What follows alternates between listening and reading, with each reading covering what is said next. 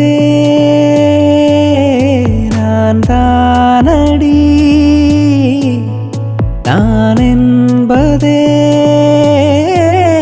நான் தானடி. ஒரு பாதி கதவு நீயடி, மறு பாதி கதவு நானடி. பார்த்து கொண்டே பிரிந்திருந்தோ, சேர்த்து வைக்க காத்திருந்தோ.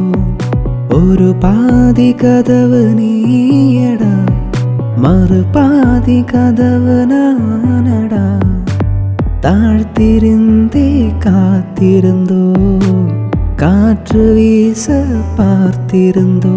நீ என்பதே நான் தானடி, நான் என்பதே நான் தானடி, நாம் தானடி.